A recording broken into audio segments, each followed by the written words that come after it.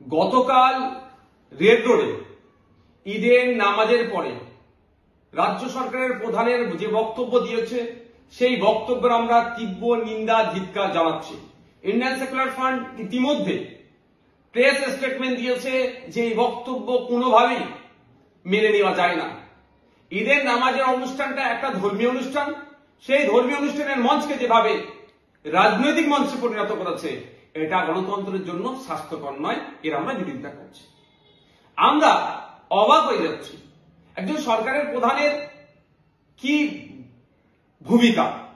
একজন সরকারের প্রধানের উচিত যে কোনো ধর্মীয় অনুষ্ঠানে তিনি যাচ্ছেন, সেখানে আমি বিরোধিতা করছি না, কিন্তু শান্তি সম্প্রীতি ঐক্যের কথা বলবেন।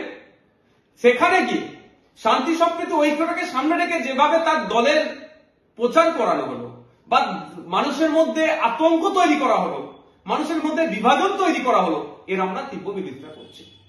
যে এটা তো অ্যাডমিনিস্ট্রেটিভ মিটিং নয়, যে কথাগুলো বলছেন সেটা তো অ্যাডমিনিস্ট্রেটিভ মিটিং এ বলা দরকার। পুলিশের সামনে সিভিল ডিফেন্সে যারা আছেন, অফিসার যারা আছেন, তাদেরকে নির্দেশনা দেওয়া দরকার যে দাঙ্গা করতে আসলে তাকে ছেড়ে কথা বলা হবে না।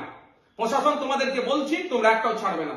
কিন্তু আমরা কি দেখছি, বিভিন্ন সময় গরু ছাগল চোর ধরা পড়ে গিয়েছে, আইপিএসরা বসে স্টেটমেন্ট দিচ্ছেন, ভালো কথা যে অমুক চোর অমুক ধরা পড়েছে, কিন্তু বিভিন্ন ক্ষেত্রে দেখছি যারা ফেক অ্যাকাউন্ট বানিয়ে ভিন্ন দেশের ভিডিও ছেড়ে পশ্চিমবাংলায় হিন্দু মুসলমানের মধ্যে যে সম্প্রীতি ঐক্য বিনষ্ট করার চেষ্টা করছে, ভিডিওটা ফেক বলে আবার কোন পুলিশ ডিস্ট্রিক্টের ফেসবুক পেজ থেকে, সোশ্যাল পেজ থেকে ছাড়া হচ্ছে, কিন্তু যে ভিডিওটা পোস্ট করলো তার বিরুদ্ধে অ্যাকশন নিয়েছে কি নেয়নি, তার বিরুদ্ধে কেস হয়েছে কি হয়নি, তার ডিটেলস কেন ফেসবুকে আপলোড হচ্ছে না বা সোশ্যাল সাইটে আপলোড হচ্ছে না।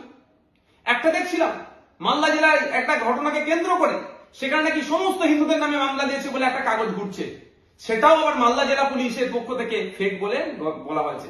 কিন্তু যে এই লিস্টটা সার্কুলেট করছে তার বিরুদ্ধে কি ব্যবস্থা নিয়েছে ওই মালদা জেলা পুলিশ কিন্তু একবারের জন্য বললেন না। এইগুলো হচ্ছে আপনার অ্যাডমিনিস্ট্রেটিভ মিটিং এ বলিষ্ঠ কণ্ঠে রাজ্য সরকারের প্রধানকে বলা দরকার, তা না করে এখানে এসে মুসলিম সমাজের মানুষের কাছে রেডিমেড মঞ্চ, লক্ষাধিক মানুষ আছে, সেখানে এসে ধর্মীয় মঞ্চকে রাজনৈতিক মঞ্চ পরিণত করে এই ধরনের বলছে। আমরা এর বিরোধিতা করছি। আর এরা কোনোদিন চায় না যে সংখ্যালঘু সমাজের মানুষরা বৃহত্তর সমাজের মানুষের সাথে সুশৃঙ্খল ভাবে জীবনযাপন করুক। এদেরকে সবসময় ক্যাপটিভ ভোট ব্যাংক হিসেবে রাখার চেষ্টা হচ্ছে। এই ক্যাপটিভ ভোট ব্যাংক হিসেবে রাখার জন্য এই ধরনের করছে, ভালনারেবল তৈরি করছে। বৃহত্তর স্বার্থে এদেরকে ব্যবহার করা হচ্ছে না, এদেরকে শুধু ক্ষুদ্র স্বার্থে ভোট ব্যাংক হিসেবে, আবার ক্যাপটিভ ভোট ব্যাংক হিসেবে এদেরকে রেখা দেওয়ার চেষ্টা হচ্ছে। গতকালকে যে বক্তব্য দিয়েছে, এই বক্তব্য দ্বারাই সামাজিকভাবে দুটো সম্প্রদায়ের মধ্যে বিশাল বিচ্ছেদ আমার মনে হয় তৈরি করার অপচেষ্টা চললো। হিন্দু সমাজ মুসলিম সমাজের মানুষের মধ্যে একটা দূরত্ব তৈরি করার অপচেষ্টা হলো। কেন এই ধরনের বক্তব্য হবে? আমি অনুরোধ করবো হিন্দু মুসলিম নির্বিশেষে বাংলার মানুষের কাছে, সম্প্রীতি প্রেমী মানুষের কাছে, ঐক্যে বিশ্বাসী মানুষের কাছে, কোন তথাকথিত নেতাদের কথাবার্তাতে না সম্প্রীতির কথায় বিশ্বাস করবেন, না এদের বিভাজনের কথা তো বিশ্বাস করবেন না আপনারা। আমরা বাংলা কাজী নজরুল ইসলামের বাংলা, এই বাংলা রবীন্দ্রনাথ ঠাকুরের বাংলা, এই বাংলা জীবনানন্দ দাশের বাংলা, এই বাংলা পণ্ডিত রঘুনাথ মুর্মুর বাংলা, এই বাংলা হরিচাঁদ ঠাকুরের বাংলা, এই বাংলা ফুলপ্রাকীর আবু বকর সিদ্দিকের বাংলা, এই বাংলা বিনয় বাদল দীনেশের বাংলা। এই বাংলাকে আমরা যে সম্প্রীতি ঐক্যের সাথে আমরা বসবাস করছি তাদের দেখানো পথে আমরা এগিয়ে যাচ্ছি। কোন তথাকথিত নেতাদের কথাতে আমরা এই বাংলার সম্প্রীতি ঐক্য আমরা বিনষ্ট হতে যেমন দেব না, আর তথাকথিত নেতাদের দেখানো পথ ঐক্য তৈরি করতে যাব না। কারণ এরা দিনের শেষে ভোট নিয়ে বোঝে, ভোটের বাইরে এরা কিছু বোঝে না। যদি ভোটের বাইরে বুঝতো তাহলে একটা মুসলিম ধর্মীয় অনুষ্ঠানে এসে রাজনীতিকরণ করতেন না। আমি যদি একটা প্রশ্ন ছুড়ে দিই, যেভাবে ঈদের মঞ্চকে রাজনীতিকরণের জন্য ব্যবহার করা হলো, গুরুদুয়ারায় গিয়ে এটা করতে পারবেন? গির্জাতে গিয়ে এই ধরনের বক্তব্য দিতে পারবেন 25শে ডিসেম্বর? দুর্গা উৎসবে গিয়ে এই ধরনের বক্তব্য দিতে পারবেন? জগন্নাথী পুজোতে গিয়ে এই ধরনের বক্তব্য দিতে পারবেন? স্বাভাবিকভাবে আমি প্রশ্ন করছি, আর আমি দেওয়ার পক্ষেও নয়। শুধুমাত্র দিনের শেষে পলিটিক্যাল টুল হিসাবে সংখ্যালঘু মাইনরিটিদেরকে ব্যবহার করা হচ্ছে, আর সংখ্যালঘুদের কাছে সামাজিকভাবে মাইনরিটিদেরকে একটা মাইনরিটিদের বিরুদ্ধে একটা অস্পৃশ্যতা তৈরি করার নেগেটিভ তৈরি করা হচ্ছে, মাইনরিটিদেরকে ঠেলে দেওয়ার একটা অপচেষ্টা চলছে, দূরে ঠেলে দেওয়ার অপচেষ্টা চলছে। আর যারা ওই দিনকে অর্থাৎ গতকালকে পেছনে দাঁড়িয়ে তালি বাজাচ্ছিলেন, তাদের কাছে আমার একটা প্রশ্ন, কোন মঞ্চে দাঁড়িয়ে আছেন? সেই মঞ্চের গুরুত্ব বুঝুন, সেই মঞ্চের আহমিয়ত বুঝুন। মনে হলো তালি বাজিয়ে দিলেন একটা বক্তব্য, এগুলো বন্ধ হওয়া দরকার। সর্বোপরি খিলাফত কমিটির উদ্দেশ্যে আমার বার্তা, যে আপনারা বুঝে শুনে মঞ্চে কাদের তুলবেন, কিভাবে তুলবেন, সেটা অবশ্যই খেলাফত কমিটির এখতিয়ারের মধ্যে পড়ছে। খেলাফত কমিটি কিন্তু পশ্চিমবাংলার মুসলমানের বাইরে নয়, পশ্চিমবাংলার মুসলমানের আবেগ জড়িয়ে আছে খেলাফত কমিটির সাথে। তো সুতরাং খেলাফত কমিটি যেন মুসলমানদের আবেগের বাইরে না কোনো কাজ করে ফেলে।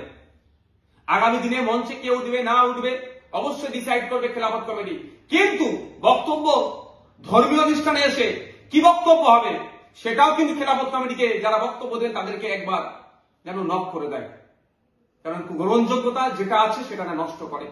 100 বার আসবেন সরকারের প্রধান, যে কোনো ধর্ম অনুষ্ঠানে যান তিনি, তাকে আমরা আশা থেকে আমি বিরত করার বিষয়ে আমি বিতর্কে জড়াবো না, কিন্তু এসে ধর্মীয় অনুষ্ঠানটাকে ধর্মীয় ভাবে করা হয়, আপনার রাখা হয়, তার ব্যবস্থা করবে। আমি সর্বোপরি আবারও বলছি, গতকাল মুসলিম ধর্মের পবিত্র ঈদ, 1 মাস রোজা, 1 মাস সিয়াম উপবাস, নির্জলা উপবাস থাকার পরে মানুষজন তারা ঈদ পালন করছে, সেই মঞ্চে যেভাবে রাজনীতিকরণ হচ্ছে তার আমরা তীব্র নিন্দা ধিক্কার জানাচ্ছি। আশা করব আগামী দিনে এই ধরনের ধর্মীয় অনুষ্ঠানগুলোকে কোনোভাবেই রাজনীতিকরণ না করে। বিজেপিকে তো অক্সিজেন দেওয়া হচ্ছে, যেভাবে বিজেপিকে বাংলাতে বিরোধী আসনে তুলে নিয়ে এসছে, আরো বেশি অক্সিজেন দেওয়া হচ্ছে। বিজেপি হিন্দু ধর্মের অনেক ধর্মীয় উৎসবগুলোকে তারা অস্ত্র হিসেবে কাজে লাগায় তাদের ভোট ব্যাংকে, সেই ক্যাপটিভ ভোট ব্যাংক হিসেবে রাখার জন্য, কাছে নিয়ে আসার জন্য। আর তৃণমূল সেই কাজে অক্সিজেন দিয়ে দিল গতকালকে। এগুলো বন্ধ হওয়া দরকার। মানুষের রুজি রুটি নিয়ে প্রশ্ন আসছে না, যদি ওখানে গিয়ে অন্তত কথা বলতেন যে ওবিসি সমস্যাটা আমি দ্রুত সমাধান করব, সার্ভে করে সমাধান করে দেবো, একটা 3 মাসের মধ্যে 2 মাসের মধ্যে একটা টাইম দিতেন না, ওখানে হিন্দু মুসলমান নির্বিশেষে সামাজিক বার্তা যেত। যদি ওখানে বলতো যে 10 লক্ষ কম বেশি ছেলে মেয়ে বিএড পাস করে বসে আছে, আমি এত টাইমের মধ্যে তাদেরকে পরীক্ষা এসএসসি দেবো, নিয়ে তাদেরকে ভাইবা নিয়ে এত টাইমের মধ্যে স্কুলে পৌঁছে দেবো, টিচার হবে। যদি ওখানে বলতো 2022-এ টেট পাস করে বসে আছে, তাদেরকে ভাইবা নিয়ে তাদেরকে প্রাইমারিতে পাঠাবো। যদি বলতো ওখানে পুলিশের যে সাব ইন্সপেক্টর থেকে শুরু করে যে পরীক্ষার প্রায় 1.5 লক্ষ শূন্য পদ আছে, দ্রুত পূরণ করব, তাহলে একটা সামাজিক বার্তা যেত। সেই সব না করে মুসলমানদেরকে ভয় দেখানো হলো, আর বিজেপির হাতে অস্ত্র তুলে দেওয়া হলো। মুসলমানরা এখন আটকাবে, ও ভোট দেবে মুসলমান, ক্ষমতায় নিয়ে আসবে মুসলমান, আর শুভেন্দু বাবু, সুকান্ত বাবু, আপনার দিলীপ ঘোষ বাবুরা প্রতিনিয়ত মুসলমানদেরকে গালাগালি করবে, মাদ্রাসা নিয়ে বাজে মন্তব্য করবে, তাদের বিরুদ্ধে প্রতিবাদ করতে হবে সেই মুসলমানকে। তাহলে আপনাকে ভোট দেওয়ার মানে কি হলো? আপনার দলকে ভোট দেওয়ার মানে কি হলো? এগুলো বন্ধ করুন। হিন্দু মুসলমান নির্বিশেষে বাংলার মানুষকে শান্তিতে থাকতে দিন। বাংলার গ্রামের মানুষের মাসিক খরচের গড় আয় 3600 কোটি টাকা। কেন এত কম খরচ করছে? হাতে টাকা নাই। কিভাবে হাতে টাকা আসবে, কিভাবে রুজি রুটি বাড়বে, তার কথা যদি ওখানে গিয়ে ঈদের মঞ্চে বলতেন না, সংখ্যালঘু থেকে সংখ্যাগুরু সবাই আপনাকে বাহবা দিত। এই নওশাদ সিদ্দিকীও প্রয়োজনে আপনাকে বাহবা দিত। কিন্তু দুর্ভাগ্যের বিষয়, যেখানে আপনার সিকিমে, আমাদের পার্শ্ববর্তী রাজ্য, আমাদের বন্ধু রাজ্যের পার্শ্ববর্তী রাজ্য, যেখানে মাস গেলে প্রায় 10,000 টাকা তারা খরচ করছে পরিবার পিছু গ্রামীণ এলাকাতে, আর আমাদের পশ্চিমবাংলা গ্রামীণ এরিয়া যেখানে প্রায় 70% মানুষ বসবাস করে, পরিবার পিছু মাত্র 3,600 কোটি টাকা খরচ করছে। কেন? এটা সমাধানের জন্য, কৃষকদের মাসিক গড় আয় বাড়ার জন্য। দুটো কথা বললেন না তো?